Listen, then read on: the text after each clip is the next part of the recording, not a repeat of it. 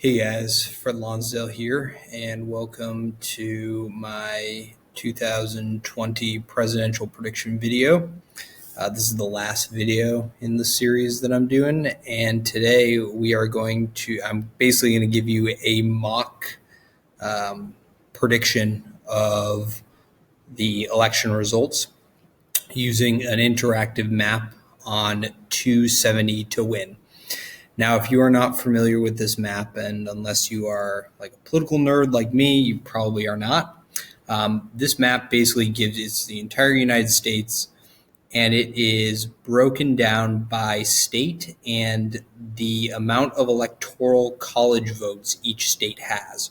Remember, the way in which we elect our presidents, it is electoral college votes that win the presidency, not the popular vote. Convoluted, yes, but debate for another time.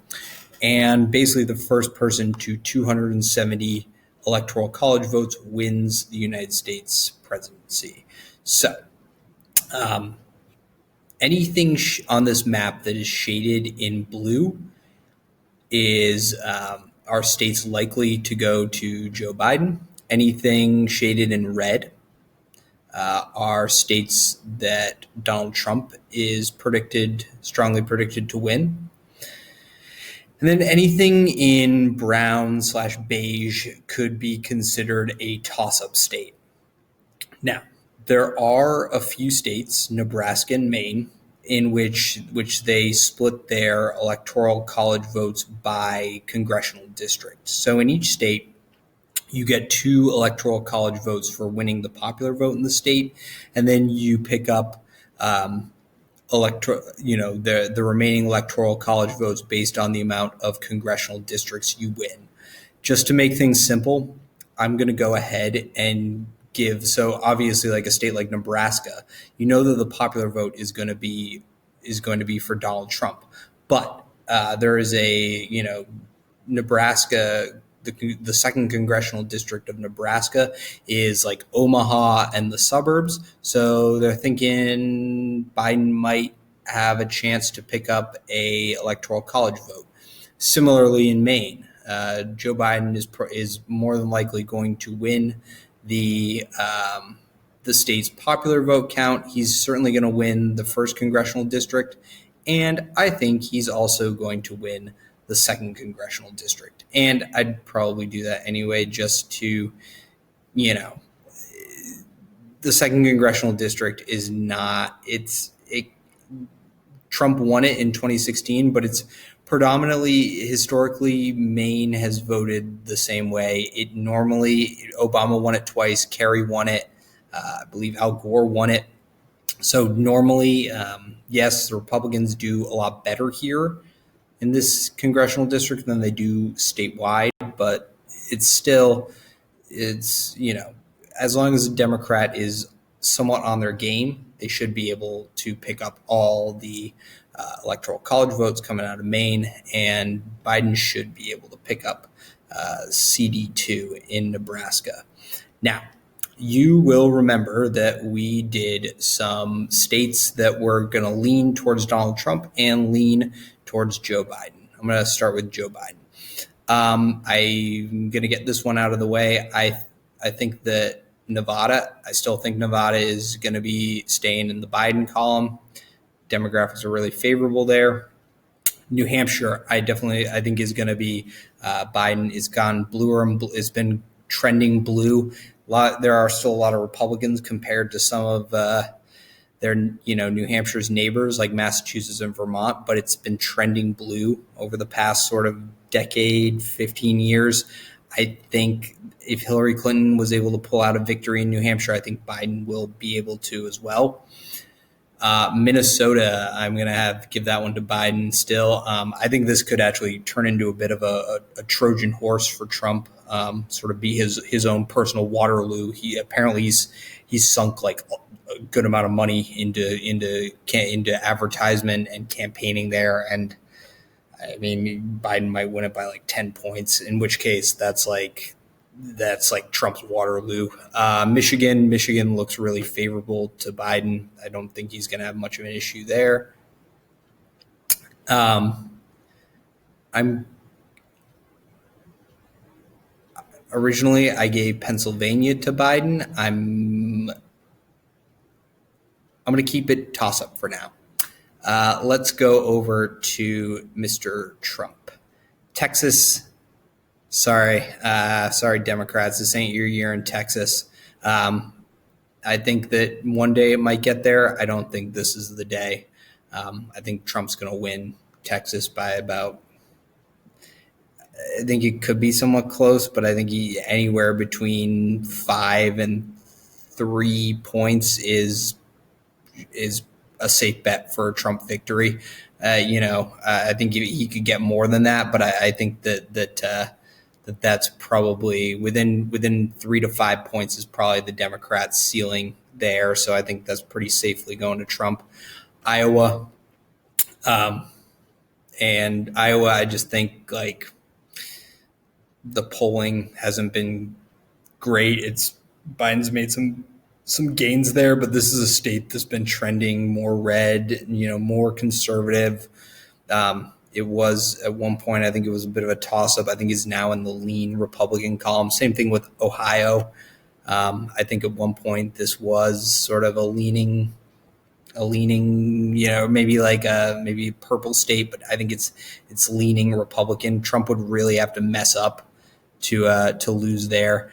I'm going to go out. I'm going to give Georgia to Trump again. I think it could be a lot closer than Texas, but I just don't think this is the year that Georgia goes blue. I think maybe next cycle, 2024, if things continue like this, for sure. But I don't think you're going to be able to make up the margins, even if the suburbs, which they probably will, do break for Biden. I don't think they're going to do so in the numbers that he needs to make up for the rest of the state being like crimson red.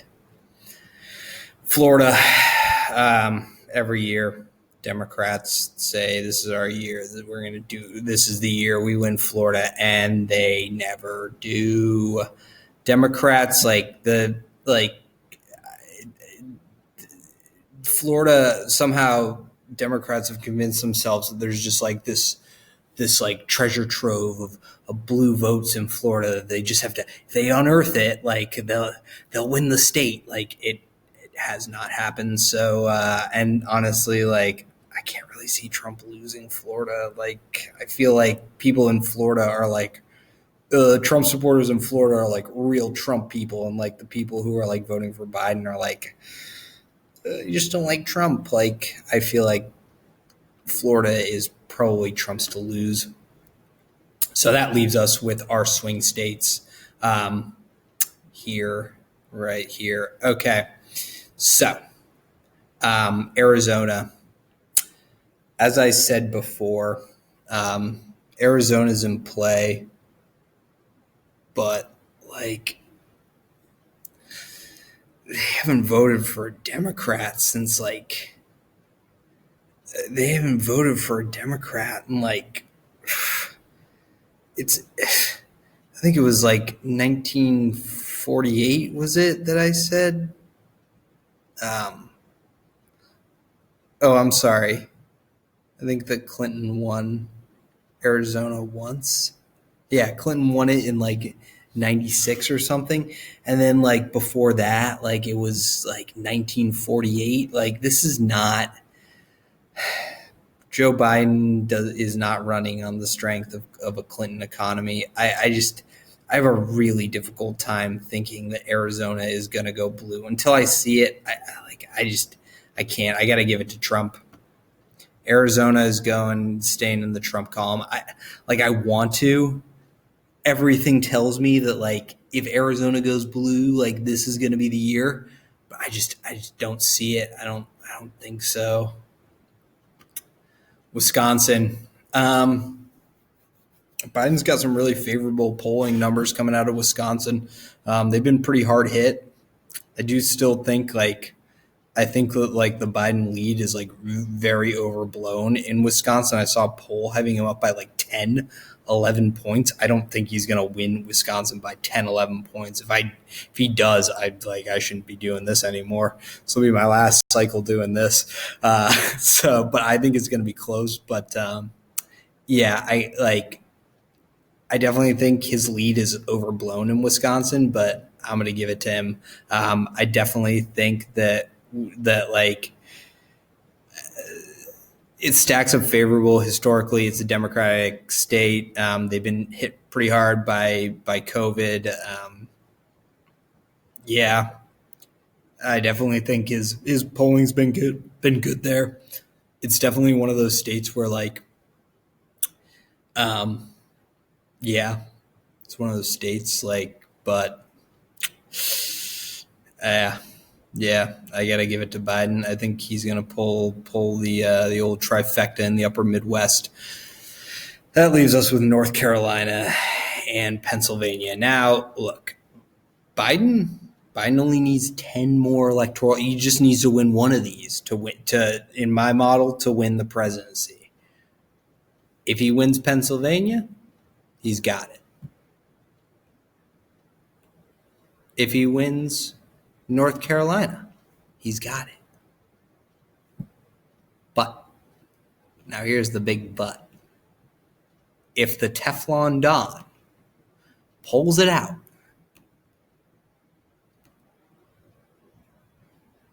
he's got it. Okay. I do think that North Carolina is going to stay, is going to go for Trump. It's, again, it's like I really want to give this to Biden. I really do. But like, this is a state that I grapple over. It's like I've been one day it's Biden, the next day it's Trump, one day it's Biden, the next day it's Trump. This is the thing. I think that North Carolina is going to come down to it's well within the margin of error in terms of polling. I think it's going to be super close, razor thin, and in that case, I got to give it to the candidate who has more enthusiasm. I know for a fact Trump is holding rallies in North Carolina. He's been holding his mega rallies there. They're canvassing. They're on the ground. They have a ground game going. They're doing the things like that you traditionally would do in a presidential campaign. COVID be damned. And I think with and the other side of the coin here, and this speaks more to like the concern that I have with Biden, like Trump supporters are running, like there's a concrete reason when you go cast a vote for Trump, there's a concrete, you have a concrete reason to be there. It is like, it comes down to whatever you want to say about Trump supporters. Like, they know why they're voting. Like, they're not, this is not like I'm just voting because it's the election. No. These people are like, they are committed. They are basically, in their minds, they are fighting for a cause, much like you would like in like an armed insurrection. Okay. And some of them honestly are probably angling for that. Biden supporters, it's like you're casting a vote because you don't like the other candidate. That only gets you so far. Democrats have really, I feel like there's just so many elections that the Democrats have come into because like with the strategy being like, our candidate isn't the best, but like it's really a vote against like who you don't want to win. That's not like, it wasn't a winning strategy with Bush. It was to an extent with Romney, but like that had more to do with the fact that Romney was like just came off as like a corporatist like shill the second that he opened his mouth. And it was like, well, like, yeah, I mean, like, Obama's not my favorite, but I think this guy would like sell me and my family if he thought he could make a nickel off of it. So yeah, I'm voting for Obama. Like, that's the thing. Like, I don't, it's hard for me to get in a swing state that I think is going to be super close, could come down to like a county or two. It's just really hard for me to give the state to somebody who's I've worked on campaigns. Like, I probably think the field is like, like ground game is a little bit, more important than it actually is. But like, somebody who's worked on campaigns, somebody who like, I really do think like energy is important, and like sort of like showing, like having a presence is really important. It's just really difficult for me to bet against the people who are like, like they're drumming up the energy. Trump has energy on his side. What he lacks in everything else, he certainly doesn't lack for enthusiasm amongst his supporters. So like, it's really difficult for me, as somebody who's worked on campaigns, who's done that, like that groundwork, like, who's basically like driven a ground game on a campaign. It's really difficult for me to bet against that and say like, oh yeah, it doesn't matter. Like, no, it does matter. Like, having, like that is enough to, like, even to like flip a few people here and there in these counties, that could be enough, especially in a state like North Carolina, that I think could come down to, a couple counties, how they go. So here we are, 260 to 258. Pennsylvania. Who'd have thought? Pennsylvania, Biden. Biden wins. You can interpret this map how you'd like, but this is what I think is going to happen on election night. Close, 280 to 258. Man, we can get into all sorts of things. Biden really needs like a Roman triumph, and 280 to 258 is not a Roman triumph. That is that's what we call in the industry a squeaker. Basically one state deciding it. That's so, I fully expect Trump, if this is the final result, Trump to contest this election.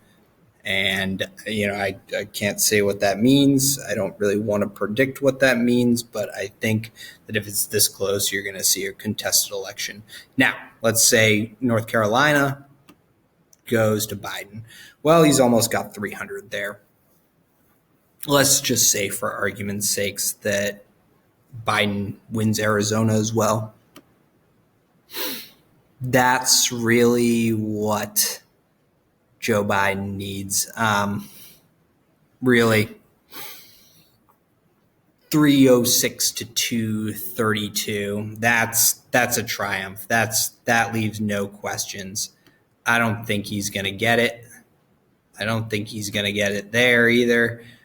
This is my final map. This is my story. I'm sticking to it. I think Biden wins. I think it's close. I think this election is going to be a lot closer than people think. I personally, I hope it's a Biden victory by a little bit, by more than this. But I think that I'm not a Trump supporter, but you can't count this guy out, man. He's the real deal. He has sort of, you're dealing with a person who, to say he's like the Teflon Don is an understatement. I mean, nothing sticks, and he is the master at creating his own narrative. and that goes a long way in politics. You can do a lot of you can get yourself elected to some of the highest offices in the land if you can create your own narrative and make it stick. And Donald Trump, I don't know if anyone's done it as successfully as he has. So he also has the energy on his side. I think some of these poll numbers for Biden showing him up big are totally inflated. I think that this election is going to come down to a handful of states. I think is going to be close. So my advice to everybody is buckle up, because we are going to be in. This is not going to be over on November the 4th. We are in for a rocky 2, 3, 4, 5 weeks, possibly, couple months, depending on how everything shakes out. So, because I think, Trump was underestimated in 2016. I'm certainly not going to make that mistake again. I hope other people don't, because, So I think this is anyone's game, this election. I'm going to give it to Biden in a narrow win. And like I said, this will be my last video on the 2020 presidential election. Please remember to go vote. Thank you for watching. As always, I'm Fred Lonsdale. Peace, and don't forget to vote.